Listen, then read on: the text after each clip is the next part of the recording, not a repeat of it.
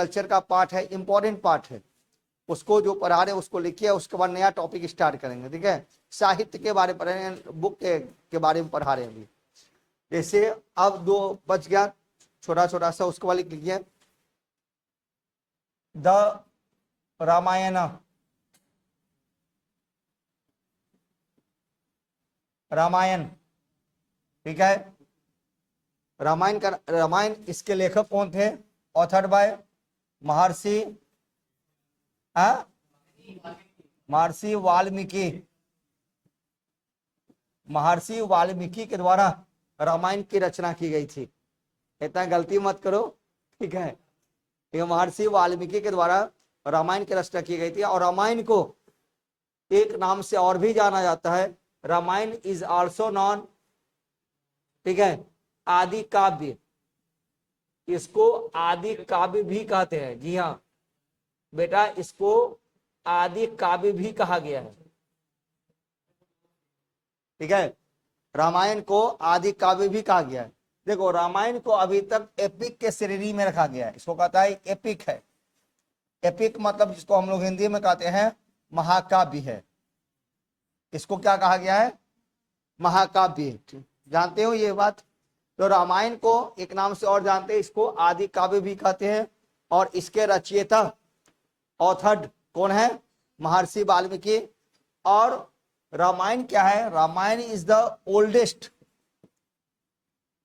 Oldest epic of the world. Epic of the world. Ramayana जो है वह विश्व का सबसे प्राचीनतम महाकाव्य है। क्वेश्चन आता है, यह विश्व का सर्वाधिक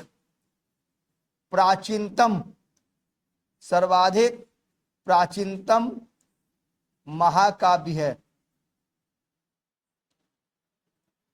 ठीक है, ये क्वेश्चन आता है कि oldest epic of the world, इसे क्वेश्चन आ जाएगा कि विश्व का सर्वाधिक प्राचीनतम महाकाव्य कौन सा है? कौन सा है? रामायण। रामायण को और किस नाम से जानते हैं? आदि काव्य भी कहते हैं। इसके लेखक कौन है? ऑथर कौन है? महर्षि वाल्मीकि। देखो, महर्षि वाल्मीकि के द्वारा लिखे गए रामायण में टोटल कुल 6000 वर्सेज समझते हो ना? 6000 श्लोक थे। महर्षि वाल्मीकि जो लिखा था रामायण, उसमें कुल श्लोकों की संख्या कितनी थी? 6000। ठीक है, और प्रेजेंट टाइम में, वर्तमान समय में, ठीक है, प्रेजेंट टाइम में, वर्तमान समय में इसमें श्लोक की संख्या 24,000 हैं। कितने हैं? इसमें कुल 24,000 श्लोक हैं। देखो, कुछ इसमें नई बातों को नहीं जोड़ा गया है। अब वो इतना कैसे हो गया? महर्षि वाल्मीकि ने जो लिखा था वो संस्कृत के कठिन कठिन शब्दों का प्रयोग किया था। संस्कृत के लंबे लंबे लाइन उन्होंने लिखे थे, उसी बातों को तोड़ तोड़ करके सरल शब्दों में, छोटे छोटे में बताया गया है, जिससे लोगों को आसानी से समझ में आए। तो इसलिए उसकी संख्या, श्लोकों की संख्या बढ़ के कितना हो गई? 24,000। हमें राम सीता लक्ष्मण के बारे में नहीं पढ़ना है, ठीक है, रावण के बारे में नहीं पढ़ना है, मंदोदरी के बारे में नहीं पढ़ना है, शूर्पणखा के बारे में नहीं पढ़ना है, वो हमारे इतिहास में नहीं है। और एक क्वेश्चन और भी बनता है यहां से, यही क्वेश्चन यदि आ रहा है तो यही आ रहा है। ठीक है, ये क्वेश्चन और बढ़ता है, कितने कांड में बांटा गया है? कितने कांड हैं इसके? महाभारत के कितने कांड हैं? सॉरी, रामायण के कितने कांड हैं? कितने कांड है? 7 कांड है। एक कांड तो काफी पॉपुलर है, जो लोग दिन रात करते रहते हैं घरों में, मंदिरों में, सुंदर कांड है कि नहीं? तो वही 7 कांड है। रामायण के टोटल 7 कांडों में विभाजित किया गया है। अयोध्या कांड, बाल कांड, किष्किंधा कांड, सुंदर कांड, लंका कांड, उत्तर कांड, है कि नहीं? 7 कांड में विभाजित किया गया। इसलिए इस टाइप से क्वेश्चन बनेगा तो बन सकता है, लेकिन जब भी क्वेश्चन आया हुआ है ये रामायण को और किस नाम से जानते हैं? आदि काव्य के नाम से। क्वेश्चन यहीं पर पूछेगा, इसी आसपास में, ध्यान रखना। ठीक है, दूसरा, विश्व का सर्वाधिक प्राचीनतम महाकाव्य, oldest epic of the world, Ramayana. ठीक है, ऑथर्ड बाय महर्षि वाल्मीकि, ठीक है, महर्षि वाल्मीकि के द्वारा लिखे गए रामायण में ओरिजिनली ये श्लोक क्या है, ओरिजिनली श्लोक कितने हैं 6000। डन, समझ में आ रही बात, ठीक है। अब देखो next, the Mahabharata, the Mahabharata क्या, हाँ तो और क्या, कितना पढ़ोगे।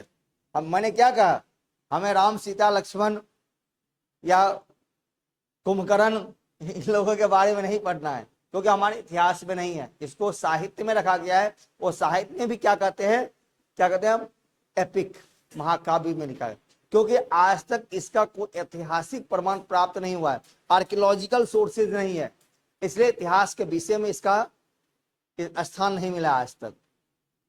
काम चल रहा है, हो सकता है भविष्य में मिल जाए, आर्कियोलॉजिकल सोर्सेज कोई मिल जाए, यानी तब जाकर के इतिहास में, हाँ तब जरूर जोड़ दिया जाएगा। देखो ना, अभी नया एनसीईआरटी 8 क्लास का आया है, 4 दिन पहले ही विवाद हो गया, जिसमें बिल्कुल दिल्ली सल्तनत, रजिया सुल्तान, ये सब अलाउद्दीन खिलजी, ये सब बिल्कुल रिमूव कर दिया है, और मुगल काल को भी बहुत वेटेज कम कर दिया है, अकबर का भी वेटेज बहुत कम कर दिया है, ठीक है। और मराठा को काफी एक्सप्लोर किया गया है, एक्सपेंशन दिया गया, जहाँ पर मराठा पहले 2-3 पेज में हुआ करता था, वहीं 12-15 पेज में उसको जोड़ा गया। तो नहीं एनसीईआरटी हो सकता है इसके बारे में आगे का मिल जाए, इसको भी जोड़ेंगे। अब किसी भी एग्जाम में मेडाइवल इंडिया से, मध्यकालीन भारत से क्वेश्चंस पूछा ही नहीं जा रहा है, टॉप से लेकर के एग्जाम नीचे तक, या नीचे से टॉप तक, जितने भी एग्जाम है, मॉडर्न से या एंशिएंट से, जो ये पार्ट पढ़ा रहा हूँ इन पार्ट से, इसलिए मैं 3-4 क्लास से ये पढ़ा रहा हूँ, इससे काफी अच्छे से पढ़ा रहा हूँ, क्योंकि इन्हीं कारणों से काफी इस पर ध्यान दे रहा हूँ। यदि एंशिएंट में कहीं से भी क्वेश्चन बनता है, जो अभी पार्ट पढ़ा रहा हूँ 2-3 क्लास से, यहीं से सबसे अधिक क्वेश्चन पूछा जा रहा है। यही कारण है कि मैं इस पर सबसे अधिक ध्यान दिया हूँ, क्योंकि जो पैटर्न आ चुका है उसी को आप फॉलो करोगे ना। हम पुराने पैटर्न लेके क्या करेंगे, जहां से क्वेश्चन ही नहीं पूछा जा रहा है। आजकल भी बहुत सारी जगह रटाया जा रहा है, पुराने तरीके से पढ़ाया जा रहा है, क्या जरूरत ही नहीं है। आप देखो, इस बार भी आईएएस के एग्जाम में मेडाइवल इंडिया से एक भी क्वेश्चन नहीं है, एक भी क्वेश्चन नहीं है। अब देखो, टॉप से मैं बात कर रहा हूं, नीचे तक का बात कर देता हूं, नो सिंगल क्वेश्चन। अब ये यूजीसी नेट का एग्जाम हुआ है, हिस्ट्री से 3 पार्ट है, जिस विषय से लेक्चरर बनाने जा रहे हैं, मेडाइवल इंडिया से मात्र 4 क्वेश्चन पूछा है, 4 ओनली, जहां पर पहले कम से कम फिक्स था 35 से 40 क्वेश्चन आएगा ही। ये अभी से नहीं हो रहा है, पिछले 6-7 सालों से है, पैटर्न चेंज कर रहा है। उसके बाद और जितने भी एग्जाम हो रहे हैं, कभी एक क्वेश्चन पूछ दिया, नहीं पूछा, मतलब बस एंशिएंट है मॉडर्न। सरकार मॉडर्न से भी अधिक ध्यान आजकल अपने एंशिएंट पर दे रहा है, क्योंकि एंशिएंट जो पार्ट है हमारा भारत का ग्लोरियस पार्ट है, ग्लोरियस इंडिया, ठीक है। और जहां पर हमारे कल्चर की बात हो रही है, हमारे धर्म की बात हो रही है, हमारे संस्कृति की बातें हैं, उस पर अधिक फोकस दिया रहा है। ये बात सच्चाई है, इसमें दो मत नहीं है, दो मत नहीं है। तो लोग उसको जाने, लोग उसको समझें। ये तो हम अपने, हमारा अपना है, हम दूसरे को महिमा मंडित क्यों करें, दूसरे को फ्लोरिश क्यों करें हम। इसलिए मुगल काल या दिल्ली सल्तनत, इन सबको एक तरह से खत्म ही करते जा रहे हैं, ये बात है। हाँ बिल्कुल, इतिहास से खत्म नहीं किया है, लेकिन इतिहास में तो रहेगा, फिर नहीं हटाएंगे तो फिर गैप होगा ना, फिर बीच में आया कैसे, क्या हुआ, लेकिन उसको महिमा मंडित नहीं किया जा रहा हो। ठीक है, वो आक्रांता थे, उसको इस रूप में पढ़ो, कि उन्होंने इन्वेड किया है भारत के ऊपर, आक्रमणकारी थे। ये बात सच है, इसे कोई गलत नहीं है। यदि मुस्लिम आए तो आक्रमणकारी के रूप में आए, आते ही कत्लेआम किया, कोई दो मत नहीं है। क्या मोहम्मद बिन कासिम का पहला आगमन है भारत में, तो आक्रमण तो किया ही है, खून खराबा तो किया ही है, तो इसमें कोई दो मत नहीं है। ये बात, वो तो आक्रमणकारी, तो उनको महिमा मंडित क्यों करें। मुगल भी आए, वो भी सही में बाबर का एंट्री होता है भारत में, आक्रमणकार से कत्लेआम करते हुए आता है, ये बात भी सही है। तो हम उसको ग्लोरीफाई क्यों करें, हम अपने को ग्लोरीफाई क्यों नहीं करें। हमारा वेद है, हमारा बौद्ध धर्म है, हमारा जैन धर्म है, हमारा अपना कल्चर है, सब कुछ है। एंशिएंट इंडिया वही से भरा हुआ है। हमारे एंशिएंट इंडिया में आर्ट टेक्नोलॉजी काफी डेवलप था, उसको हम क्यों नहीं पढ़े। इसी कारण से वहां पर अधिक फोकस देकर के क्वेश्चंस पूछा जा रहा है, और उसके बाद मॉडर्न इंडिया को पूछा जा रहा है। वही जो ब्रिटिश ईस्ट इंडिया कंपनी यानी यूरोपियन के आगमन वहां से स्टार्ट होता है, डेवलपमेंट हुआ है, वो सारे कुछ, हाँ बिल्कुल हुआ है। क्योंकि ब्रिटिशर्स या यूरोपियन जो भी भारत आ रहे हैं, आए थे, चाहे पोर्तुगीज थे या डच थे, इंग्लिश, फ्रेंच, ये सब जो भारत आए यूरोपियन कंपनी के रूप में आया, वह इन्वेडर्स के रूप में नहीं आया। इसलिए कहा जाता है एडवेंट ऑफ यूरोपियन कंपनी, बोलते हैं ना, एडवेंट ऑफ यूरोपियन कंपनी, यानी भारत में यूरोपियन कंपनी का आगमन। आगमन वो ये नहीं कहा जाता है इन्वेशंस, नहीं, क्योंकि वो आया व्यापार करने के लिए आया है, ठीक है। वो हमारी कमजोरी थी, अपने स्ट्रेटेजी से ब्रिटिशर्स यहां पर अपने आप को कॉलोनी बनाया, रूल एस्टैब्लिश किया, समझ गए। वह आते ही मारकाट हत्या नहीं किया है, इसलिए उसको कहते हैं आगमन। और उसको क्या लिखते हैं, मुस्लिम इन्वेशंस, मुस्लिमों का आक्रमण। द आक्रमण, इन्वेशंस और एडवेंट दोनों में अंतर है, जमीन आसमान का अंतर है, इसलिए अलग अलग तरीके से लिखा गया है। चलो जो है ठीक है, हाँ सब ठीक है, ठीक है। अब देखो महाभारत, महाभारत, महाभारत क्या है, ये भी एपिक है। और महाभारत क्या है, longest, important question, longest epic of the world, longest epic of the world, यह विश्व का सबसे लंबा महाकाव्य है। देख लेना, विश्व का सबसे लंबा, विश्व का सबसे लंबा महाकाव्य। आप देखो दो टाइप से क्वेश्चन बना, गणेश बताओ, विश्व का सबसे प्राचीनतम महाकाव्य, ओल्डेस्ट एपिक, रामायण, रामायण हो जाएगा। यदि क्वेश्चन ये पूछ दिए कि विश्व का सबसे लंबा महाकाव्य कौन हो गया, महाभारत, ध्यान रखना इस बात को, ठीक है। महाभारत ऑथर्ड बाय, इसके लेखक कौन थे, अब बताओ, हाँ महर्षि, महर्षि वेद व्यास, ठीक है। महर्षि वेद व्यास के द्वारा, महर्षि वेद व्यास के द्वारा महाभारत को लिखा गया। महाभारत का ओरिजिनल नाम, मूल नाम क्या है इसका, एक्चुअल नाम, हाँ हाँ सही बता रहे हो, थोड़ा सा आधे बता रहे हो, पूरा करो, सही बता रहे हो, ठीक है। महाभारत का मूल ओरिजिनल नेम, मूल नाम, ओरिजिनल नेम क्या है इसका, इसको बोलते हैं जय संहिता। क्या वास्तविक मूल नाम क्या है, इसको क्या बोलते हैं, जय संहिता कहा गया। क्या कहा गया है, जय संहिता, ओरिजिनली इसका जय संहिता, ओरिजिनली, ओरिजिनली इसका नाम क्या है, जय संहिता। जय मतलब विक्ट्री, संहिता मतलब स्टोरी, यानी विक्ट्री ऑफ स्टोरीज, विजयों की कहानी। और वेद व्यास के द्वारा लिखे गए महाभारत में ओरिजिनली, ओरिजिनली वर्सेस, कुल श्लोकों की संख्या कितनी थी, 8800 श्लोक था। जब महर्षि वाल्मीकि ने जो लिखा था उस समय वास्तव में कुल श्लोकों की संख्या कितनी थी, कितने थे, 8800 श्लोक थी। इसमें जब श्लोक की संख्या बढ़ करके, जब इसमें श्लोक की संख्या बढ़ करके 24,000 हुआ, 24,000 श्लोक हुए, तब इसका नाम रखा गया था भारत।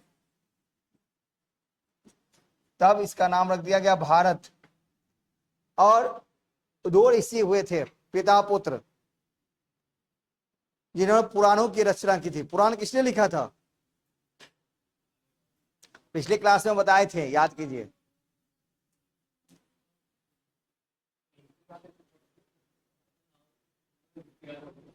नहीं नहीं, पिछले क्लास में थे ना आप? हाँ हाँ, पिछले थे क्लास में आप। हाँ, लोमहर्ष, ठीक है, लोमहर्ष। और उनके उनके सन का नाम था उग्रश्रवा। तो दोनों ने जब इसकी संख्या बढ़ा करके, इसकी संख्या बढ़कर, जब श्लोक संख्या बढ़ के 1,00,000 हुआ, जब इसमें 1,00,000 वर्सेज हुए, हाँ हाँ, चेंज नहीं हुआ है, उसको विस्तार किया गया, एक्सपेंशन किया गया है, समझ गए? हाँ, लैंग्वेज बहुत भारी थी और आम लोगों की समझ नहीं आ रही थी बात। तो हाँ हाँ, बिल्कुल पढ़ के देखो, पढ़ोगे तब ना। अब पढ़ते नहीं हो, अपना ग्रंथ पढ़ना चाहिए। क्यों नहीं पढ़ेंगे? अब जब इसमें श्लोक की संख्या बढ़ के 1,00,000 हुई, तब इसका नाम रखा गया महाभारत। महाभारत। देखो, इसमें कुछ नई बातें नहीं जोड़ी गई है, बल्कि वो कठिन कठिन जो वर्ड था, उस वर्ड्स को इजी वर्ड्स में कन्वर्ट किया गया है, लिखा गया बस। इसलिए श्लोक क्या हो गया, बढ़ गया, जिससे आम जनता, आम लोग पढ़ सके, समझ सके। अब वही होना भी चाहिए। अब मान लो हम ऐसे वर्ड में पढ़ा दो, आप लोगों को समझ नहीं आए, तो बेकार है, बेकार है ना। हम ऐसे बात बोलें जो लोगों को समझ में आए। जब हम एग्जाम देते हैं, आप लोग पेपर दिए स्कूल में, कॉलेज में, उसमें क्या लिखा हुआ है? राइट ऑन वर्ड्स, ये लिखा होता है ना, अपने शब्दों में लिखें। क्यों लिखा होता है? कहता है ना, अपने शब्दों में लिखें। जो बात है उसको अपने शब्द में व्यक्त करके लिख दिया आप। क्यों? जिससे आसानी से आप भी समझ सके और कॉपी जांचने वाले भी उनको बात समझ में आ सके। यही बात है, अपने शब्दों में उसको छोटे छोटे शब्दों में कर दिया, हो गया। और यहाँ पर भी हमें भीम, अर्जुन, नकुल, सहदेव, ठीक है, पंचाली, इन लोगों को नहीं पढ़ना है, ठीक है। देखो महाभारत, अब यहां लिख देता हूं। महाभारत में को 18 में, इसमें 18 पर्वंश हैं। यहां पर पर्वंश का मतलब होता है चैप्टर। महाभारत में यानी 18 अध्याय हैं। कितने अध्याय हैं?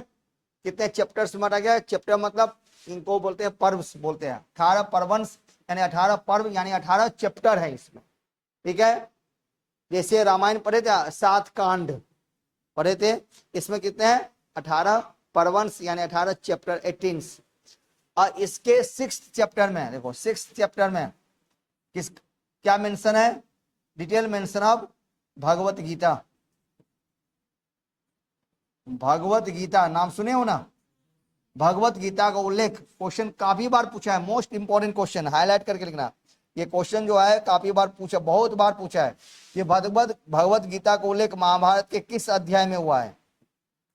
भगवत गीता का उल्लेख महाभारत के किस अध्याय में हुआ है? 6ठे अध्याय में, 6th में। इंपॉर्टेंट क्वेश्चन, हाईलाइट कर दिया हूं इन्हीं कारणों से। भगवत गीता का उल्लेख महाभारत के किस अध्याय में हुआ है? 6ठे अध्याय में हुआ है। हाँ, आया हुआ है, बोला, पूछा था ना। हाँ,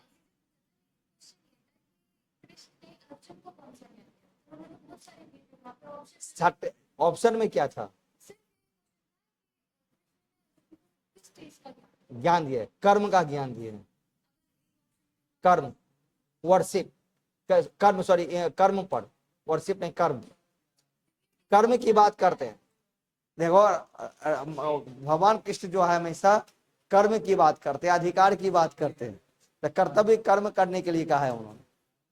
यदा यदा ही धर्मस्य ग्लानिर्भवति भवति भारतस्य अभूत्यानाम पढ़े हो ना, तो वही कर, उसमें कर्म की बात की गई है। बिल्कुल बिल्कुल ऑप्शन होगा ही, ठीक है, ये बात है। कर्म करने को प्रेरित किया है वो तो। भगवत गीता वही है, मैं पढ़ा हूं, अभी भी मेरे पास रखा हुआ है, पूरा पढ़ा हुआ है मेरा भगवत गीता। एक बार नहीं, दो दो बार, तीसरा बार पढ़ना स्टार्ट किया हूं फिर से। अपना ग्रंथ है ना, पढ़ना चाहिए कि हमारी गीता में किया है। हाँ, अब खुद का विकास होगा ना। क्या हुआ, क्यों परेशान हो?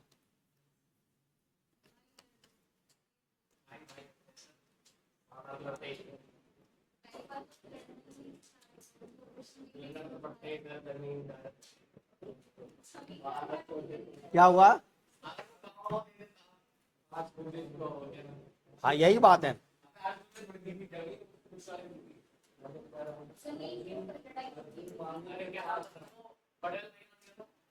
युधिष्ठिर, कौरव के दुर्योधन,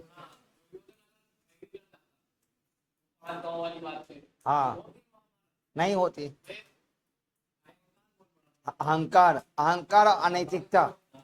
देखो आज भी देखो, भले ही अभी घोर कलयुग चल रहा है, अभी भी झगड़ा हो रहा है, जो भी लड़ाई हो रही है जहां भी, चाहे अपने घर में हो, समाज में हो, राष्ट्र में हो, अंतरराष्ट्रीय स्तर पर हो, उसका कारण एक ही है, अहंकार और अनैतिकता, अनएथिकल।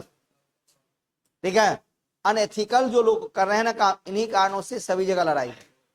यदि अनएथिकली छोड़ दे लोग, नैतिकता पर आ जाएं, तो सभी नियम से अपना काम करेंगे, कोई बेईमानी शैतानी नहीं होगा, कभी कोई लड़ाई झगड़ा नहीं होगा। तो वहां पर भी वही बात है आजकल देखो। और अहंकार तो एक ह्यूमंस का एक नेचुरल एक्टिविटीज है कि नहीं? आज हमारे पास थोड़ा सा पैसा हो जाए, अरे कहेंगे पूरे मुनीरका को खरीद लेंगे, हमसे बड़ा तो कोई है ही नहीं। आज देखो ट्रम्प क्या कर रहा है, लड़ाई भी करवा रहा है, कहता है समझौता भी करो, क्योंकि हम काफी डेवलप्ड है। सही बात है, सभी देशों को कर्ज दिए हुए हैं, पैसा देते हैं। वो क्या बोल रहा है, उस अहंकार ही तो बोल रहा है। यही सब बातें हैं। तो अनएथिकली, अनएथिकली जब जब जब भी काम हुआ है, तभी लड़ाई झगड़ा हुआ ही नहीं, होगा ही। पहले भी महाभारत में भी वही हुआ है और आज भी वही हो रहा है, अनएथिकली काम से। अब देखते नहीं हो, कोई थोड़ा सा जमीन आगे बढ़ा दिया, इसलिए लड़ाई, चलो केस हो गया, केस में कोर्ट में केस लड़ रहे है नहीं? दिल्ली, हाँ है, सब लड़ रहे हैं। यही होता है, लेकिन नहीं सकते। तो वही बात महाभारत में भी हुआ है, नहीं देंगे हम। 5 गांव क्या सुई के नोक के बराबर नहीं देंगे, तो होगा ही। आज भी वही हो रहा है, अधिकार तो हमारा है, हमारा भी है।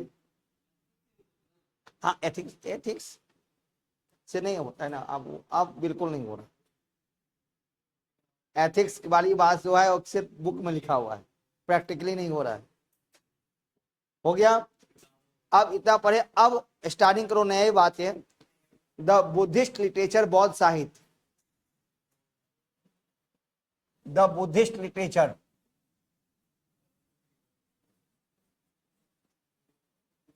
द बुद्धिस्ट लिटरेचर, इसको हिंदी में कहते हैं बौद्ध साहित्य। देखो बेटा, बौद्ध धर्म नहीं पढ़ रहे हैं, बौद्ध साहित्य पढ़ रहे हैं, ध्यान रखना। बौद्ध धर्म बाद में पढ़ेंगे, अभी क्या पढ़ रहे हैं? बौद्ध साहित्य, इंपॉर्टेंट पार्ट है, मोस्ट इंपॉर्टेंट, बौद्ध साहित्य। और बौद्ध साहित्य, ठीक है, बौद्ध साहित्य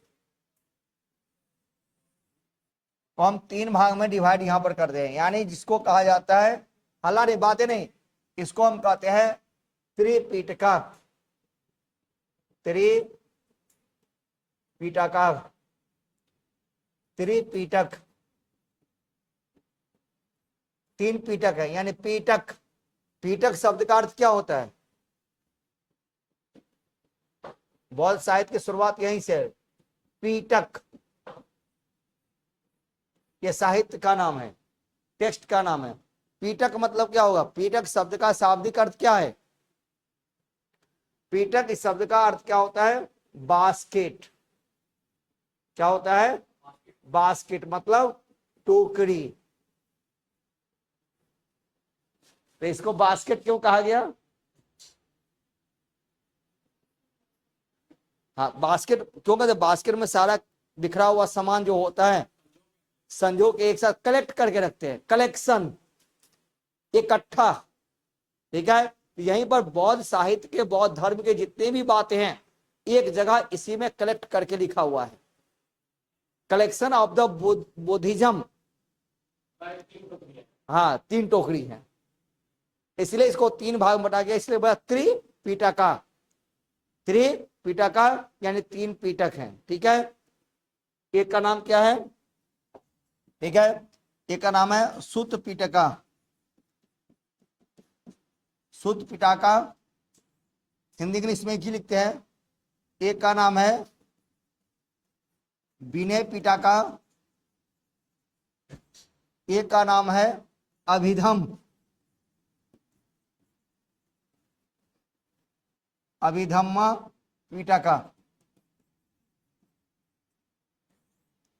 सुत्त पीटक, विनय पीटक, अभिधम पीटक। हिंदी में लिख दो, क्या लिख लोगे? लिख लोगे ना बेटा? ठीक है, हिंदी इंग्लिश नाम एक ही है। अब पहले समझ लो, एक मिनट सामने देखो, उसके बाद लिखना आराम से, पहले समझ के लिखो।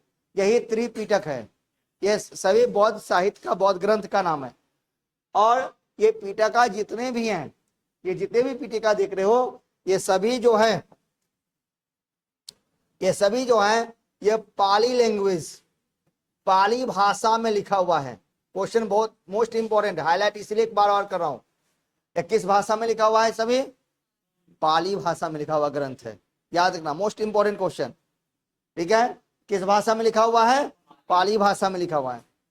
अब क्वेश्चन आप लिखता है सुत्त पिटक लिखा किसने? सुत्त पिटक लिखा है आनंद। इसके लेखक कौन है? आनंद। पहले समझो, विनय पिटक किसने